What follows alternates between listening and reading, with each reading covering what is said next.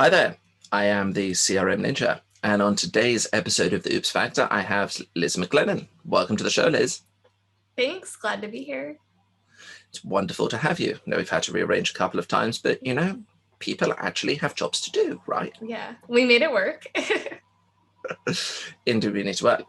So, for the observant people who are watching this, and I'm saying watching specifically, they may have noticed that I have some interesting things in my background. And the reason that I have these interesting things, and I'm not saying what it is, people can guess at the moment, is because I understand you have an interest and it's one of your hobbies. Would you like to tell people what it is and how you got into it? Sure. So it's stand-up paddleboarding. And I'm actually going for the first time tonight this summer. Guess I'm not really sure how we got into it. I think I had a friend from Colorado that started from Denver and she told us about it. So we bought some inflatable ones because they can be hard to transport around if they're not inflatable. And we have lots of lakes in Minnesota. So we just bring them to a lake and take our dogs. And it's a fun way to get on the water without like having a boat. It is. I have to admit, I've seen paddleboarders before, stand-up paddleboarders. And last summer, when I went to visit my in-laws for our annual trip, which we did manage even with the pandemic going on, nice. I got introduced to it. Okay. And I have to admit, I was much steadier on my kneeling on the board with the paddles than standing. I got a good kick, but it was quite fun.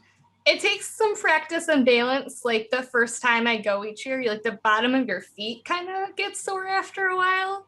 But yeah, just picture like adding some dogs to it too and how challenging that would be with things moving around.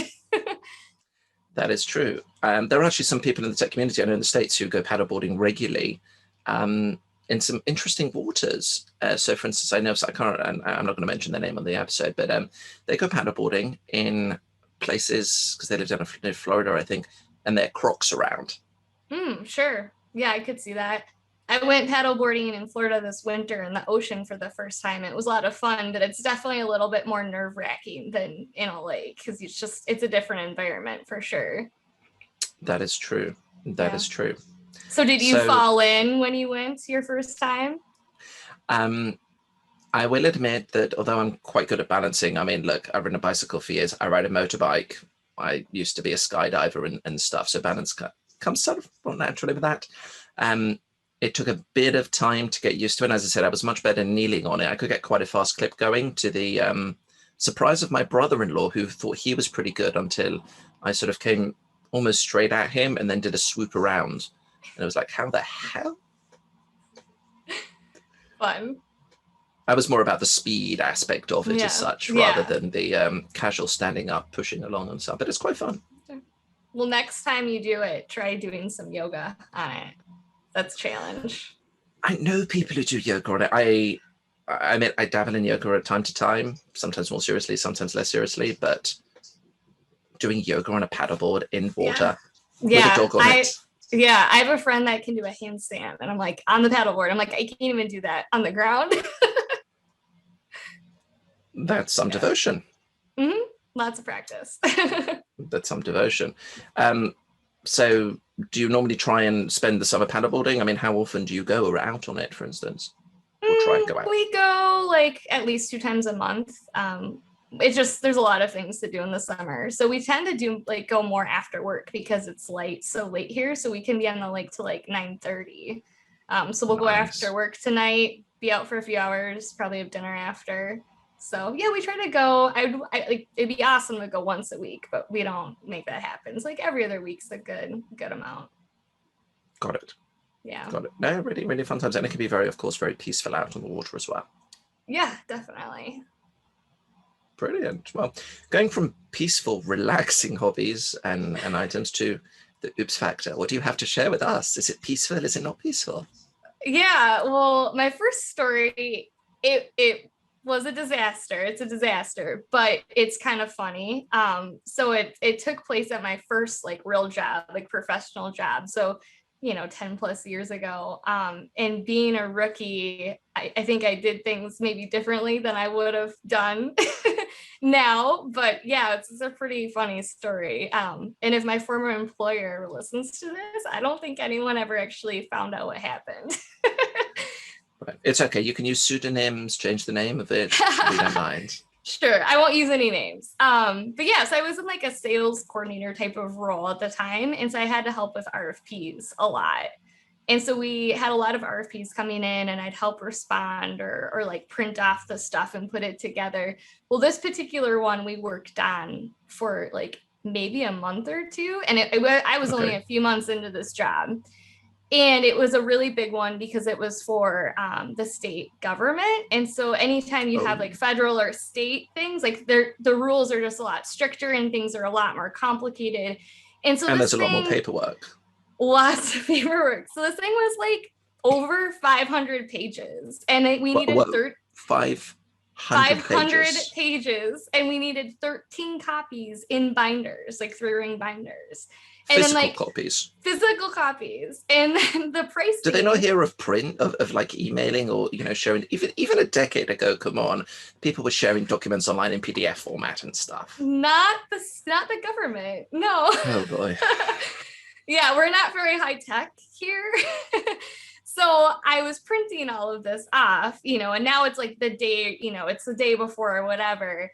And like, I remember there was a requirement that the pricing had to be enclosed in a brown envelope that was like 3-hole punched and sealed inside all the rest of the paperwork in the 3-ring binder. Very specific. Yeah. Yeah. So naturally it's the day before and we're still making edits to the content. And for some reason, like I couldn't print off the stuff at work. And so I had to like go to Kinko's, like pay to get it printed like overnight. Oh, wow. So I drop off like the USB, you know, at like 9 p.m. the night before it's due. And they're like, okay, it'll be ready at 5 a.m. So I go back at 5 a.m., grab all this stuff and start like making these binders, like putting them all together. So they're due at noon. And I'm with the sales rep. It's like, he's like our best sales rep. And so we go together because it's like 2 big boxes because it's so much. And we start driving to St. Paul, the state capitol, to drop these off. And we're running late, naturally. And I'm like, you need to speed. Like, we're not going to get there on time. He's like, it's not going to matter if it's 3 minutes late. Like, this doesn't matter. I've been doing this for decades. Well, we were like 2 or 3 minutes late and we got there and we dropped them off and they rejected them. They like stamped them rejected. Oh, yeah. Guess how I mean, much talk about government bureaucracy, but surely the guy should have known a little bit. Well, he had other problems going on. So he didn't really have his act together that much. No, he should have known. And of course I didn't know any better because being a rookie. But guess how much that Kinko's bill was? 500 pages, 13 copies. 13 copies? Why the heck are 13? I'm not going to ask why 13 copies. I don't know. Obviously somebody had like a cat's dog that needed one. Couple of $1,000? More, like closer to $5,000. $5,000 that we spent on something that never got submitted. And he looked at me, he's like, we're not telling anyone. We're going to pretend like we submitted it. And he kept them in his garage. Like we just went back to work and pretended like it never happened. So how do people find out? No one ever found out. So you no one but him and my husband, know the story. Hold on. So what you're saying is he missed the deadline, it was rejected. But essentially, as far as the company was concerned, you submitted it and you just didn't get awarded it, so you didn't hear anything back. They never made a decision at all. It took like 5 years before they moved forward. And so he just said they just didn't move forward with anyone. So no one ever knew. Oh, wow. He also got fired for other reasons. So that tells you something. Okay. Wow. I think that's, I wonder if he's still got them in his garage. That's a good question. Probably. I know I've got a lot of stuff in my garage, which occasionally my wife makes me clear out things, but interesting. Yeah. So the story from this is, so the story from this, I'm learning several things. Number one, companies should invest in high-speed laser printers rather than going to Kinko's because the cost of it will recoup it very quickly. Or Number just don't two, print off that much documentation. or don't print. Number two, if you need to get it there on time, speed. No. We're not advocating illegal things. You should never speed, people. Never speed. It might have been worth it in this situation. It might have been worth it. Actually, talking about speed, talking about high-speed printers and needing to print off, I remember way back when I was in high school, so it was in the late 90s, and we had the lunar eclipse. There was an eclipse that was going to happen, and I was doing a science project on it, and I didn't have a printer at home to do it, so I asked a family friend if they wouldn't mind printing some information, a bit about it, so I could put up a couple of pages with pictures. And he dropped off the next day 2 reams of paper, because in their office they had very, very high speed laser printers, and this was in the 90s, so you can imagine just how expensive the printers were in printing. And he had seen some articles and just clicked print and didn't realize it was like 300-400 pages long. Wow. So he was fine with it. I mean, he didn't charge us. Just like, it was his mistake. He shouldn't have clicked print and gone off for a coffee, because when he came back 6 minutes later, it was all printed in color. Wow. Oh, wow. And I got a distinction award for the science project, because instead of like a couple of sheets, I had like 6-foot boards, 6 of them, which got put up all the way around the classroom, showing everything about eclipses. So wow. That's a nice mistake. That one worked out in my favor. Yeah. His oops was he went for a coffee. Yeah. Brilliant. Anything else you'd like to share? Well, I have another story. Ooh, go on. This one's not as fun. Like, my first one, I feel like, was pretty lighthearted and really not that stressful, all things considered, and not my fault, technically. So this next time, I would say, it was like a combination of work, like professional and personal things all at once. And it was probably like hands down the most stressful week of my life. Okay. Yeah. Let's hear about it. So I quit my job.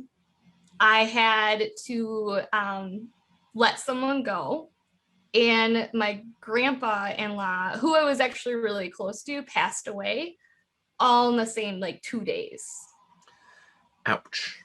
It was rough. Like, when one of my peers realized like what was happening, he's like, no wonder why you look like shit. I'm like, yeah, I haven't slept. Like, this is too much, going on at one time.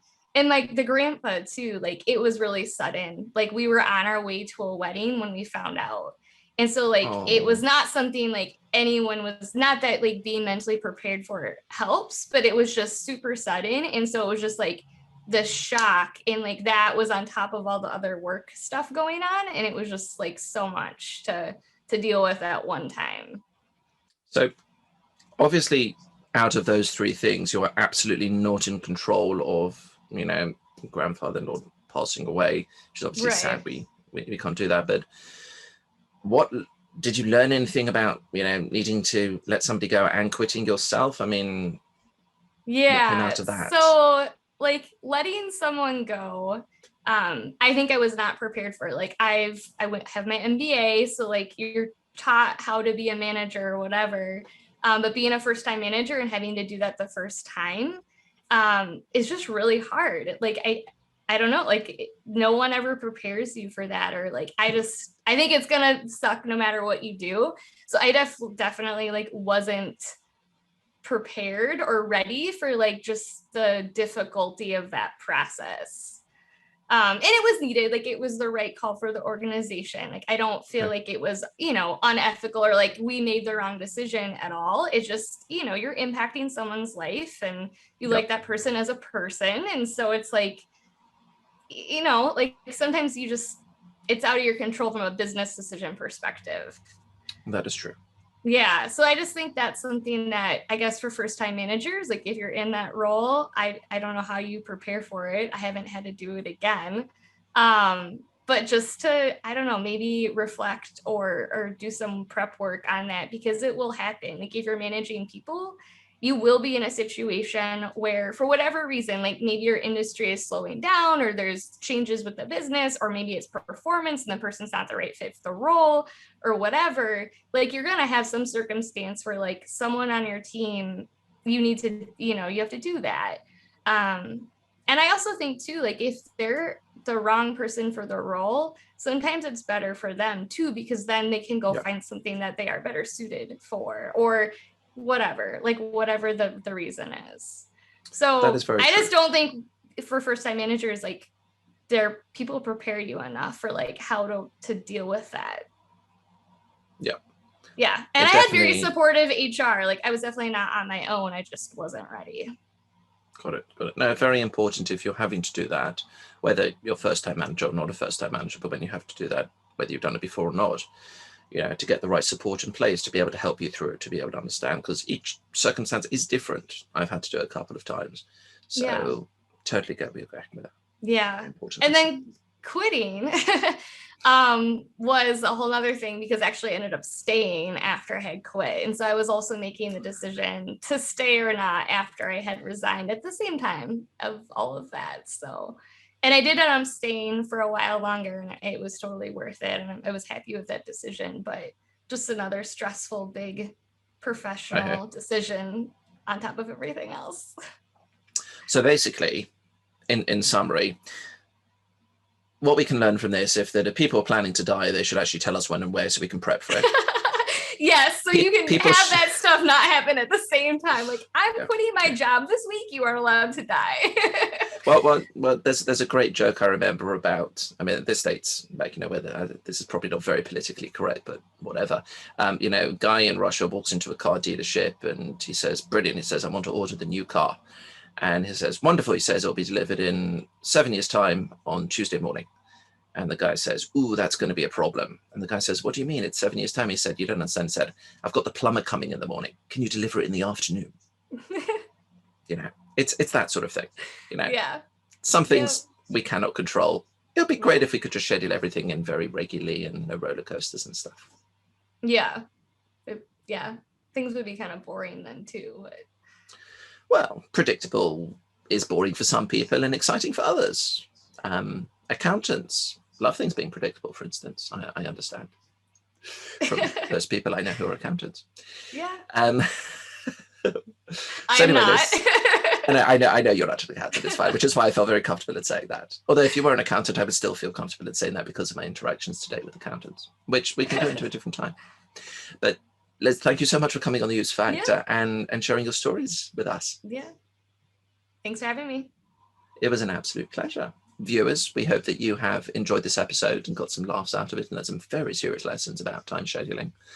Remember, everything needs to go on the calendar, or it doesn't exist. Feel free to check out the rest of the Oops Factor playlist, subscribe to the channel and take a look at the blog.